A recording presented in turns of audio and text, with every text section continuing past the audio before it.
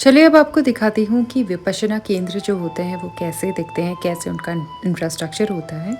और आपके सामने है धम्मरता जो कि रतलाम मध्य प्रदेश में है। जैसे ही हम एंटर करते हैं तो सामने है ये भोजनालय जहाँ पे महिला और पुरुष दोनों साधक साधिकाओं के लिए अलग अलग खाने की व्यवस्था होती है। पूरे 10 दिन के लिए हमें यूटेंसिल्स अलॉट होते हैं, डेडिकेटेड स्पेस दिया जाता है जहाँ पर बैठ के ही हमको भोजन करना होता है और अपने यूटेंसिल्स खुद साफ़ करने होते हैं।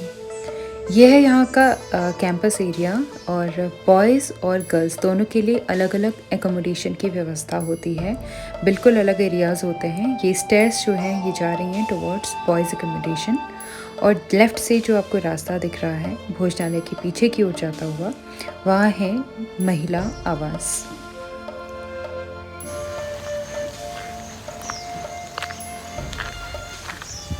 कैंपस वहाँ पे काफ़ी खूबसूरत था, पूरी तरफ हरियाली थी और काफ़ी पॉजिटिव वहाँ की वाइब थी। और ये जो गैलरी है, इसी के एक ओर है ध्यान कक्ष, जहाँ पे बैठ के हम ध्यान करेंगे। 10 से 12 घंटे एक दिन में ध्यान होता है और ये है धम्म हॉल जहाँ पर हम मेडिटेशन किया करते हैं। इसके चारों तरफ का एरिया भी बहुत ग्रीन था, काफ़ी पॉजिटिव था। और अब मैं आपको लेकर चलती हूँ फीमेल एकोमोडेशन की तरफ। ये जितने भी आपको कक्ष दिख रहे हैं, ये हर एक साधिका को एक कक्ष दिया गया था और उसमें नंबर मेंशन्ड होते हैं जो कि आप जब अपना फॉर्म सबमिट करते हैं आने के बाद तो वहीं पर आपको अलॉट हो जाते हैं। रूम सारे सेपरेट थे, काफ़ी शांत वहाँ का वातावरण था और full of nature, full of beauty it was. Rooms के अंदर की अगर मैं आपको दिखाऊं तो ये वहाँ के रूम्स थे जहाँ पर सारी बेसिक एमेनिटीज़ आपको प्रोवाइडेड थी, जिसमें बेड, गद्दा, mirror, washroom were pretty clean. सारी फैसिलिटीज़ आपको वहाँ हैं। आप जब एंटर करते हैं, आप अपना रजिस्ट्रेशन करवाते हैं तो तभी आप बता सकते हैं कि आपको किस तरह की वॉशरूम्स चाहिए, तो आपको अकॉर्डिंगली अगर अवेलेबल होगा तो आपको अलॉट कर दिए जाते हैं। काफ़ी अच्छा रूम था, काफ़ी नीट एंड क्लीन था।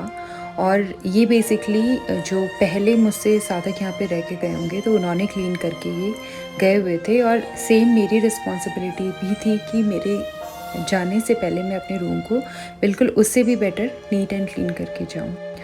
और ऐसा कुछ नज़ारा था मेरे कमरे से जस्ट बाहर की तरफ। काफ़ी खूबसूरत, काफ़ी सुंदर। कैंपस में सब कुछ काफ़ी पास में था, जैसे कि एकोमोडेशन से धम्मा हॉल की दूरी भी हार्डली 200 मीटर थी। तो आप अर्ली मॉर्निंग जो सेशन होते हैं या रात में जब सेशन होते हैं, आसानी से आया जा सकते हैं।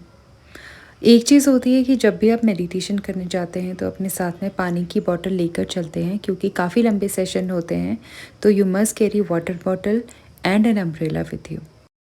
10वें दिन हमारा आर्यमॉन टूट जाता है, लेकिन उसके बाद भी ध्यान कक्ष और उसके आसपास के क्षेत्र में हमको मौन का पालन करते हुए चलना होता है।